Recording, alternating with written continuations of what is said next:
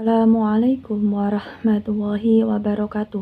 Perkenalkan, saya Rofiun Najah dengan NIM 430202000045. Di sini saya akan sedikit mereview buku dengan judul Sistem Informasi Manajemen dalam Perspektif Islam dengan pengarang Hamdi Agustin, ISBN 9786254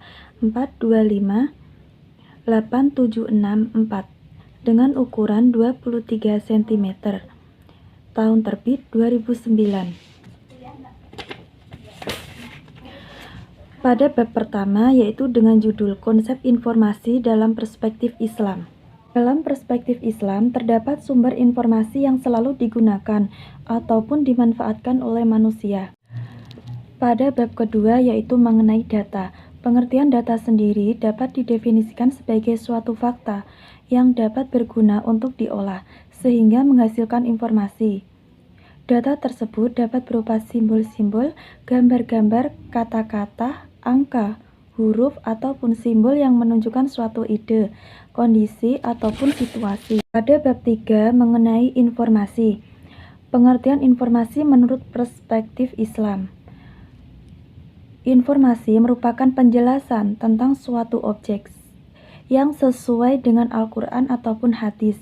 Bab 4 yaitu mengenai sistem informasi manajemen. Pengertian sistem informasi manajemen. Ruang lingkup dari sistem informasi manajemen tertuang dalam 3 kata pembentukan yaitu sistem, informasi, dan manajemen. Sistem sendiri merupakan seperangkat komponen yang saling berhubungan serta saling bekerja sama untuk mencapai beberapa tujuan. Yang kedua yaitu informasi. Informasi merupakan sekumpulan komponen yang terdiri dari Al-Quran dan hadis.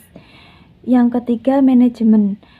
Manajemen dalam pandangan Islam merupakan proses perencanaan, pengorganisasian, memimpin, mengendalikan upaya anggota organisasi, serta menggunakan semua sumber daya organisasi lainnya berdasarkan Al-Quran dan hadis untuk mendapat ridho Allah SWT dengan mengikuti sifat Rasulullah yang terdiri dari sidik, amanah, fatonah, dan tabligh. Pada bab 5 yaitu mengenai peranan sistem informasi manajemen.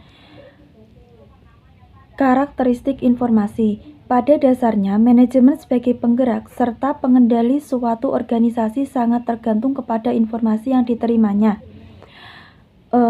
Keputusan yang harus diambil saat melaksanakan fungsinya akan sulit dilakukan seandainya manajemen tersebut tidak mendapatkan informasi yang jujur ataupun benar. Ini pada bab 6 yaitu mengenai konsep informasi dalam perspektif Islam.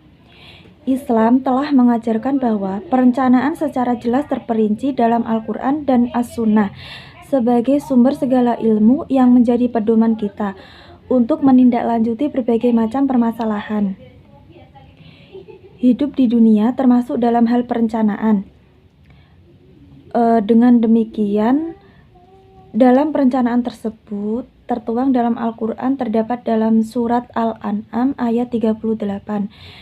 Yang artinya, dan tidak ada seekor burung pun yang ada di bumi, dan burung-burung yang terbang dengan kedua sayapnya, melainkan semuanya merupakan umat-umat seperti kamu. Tidak ada sesuatu yang kami luputkan di dalam kitab. Kemudian kepada Allah mereka dikumpulkan. Pada bab 7 mengenai dukungan sistem informasi manajemen pada pengambilan keputusan. Pengambilan keputusan menurut Islam bagi pemimpin yang beriman selalu dapat mencari dan menemukan dasarnya di dalam firman-firman Allah serta hadis Rasulullah SAW. Tanpa bertolak dari dasar firman Allah ataupun hadis Rasul, dalam mengambil keputusan, seorang pemimpin dapat terjerumus keputusan yang mengikuti hawa nafsu serta ambisi sehingga menghasilkan keputusan yang salah. Ini menunjukkan bahwa sumber dasar informasi dalam pengambilan keputusan berdasarkan Al-Quran dan Al-Hadis. Bab ke-8 yaitu mengenai sistem informasi pemasaran.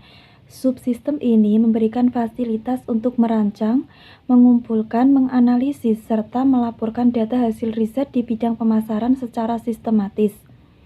Data yang dikumpulkan dalam subsistem ini ada dua jenis, yaitu data primer yang meliputi penyebaran kuesioner, survei, serta observasi, dan data sekunder meliputi sumber intem seperti laporan rugi laba neraca, laporan statistik, buku referensi, serta publikasi jurnal.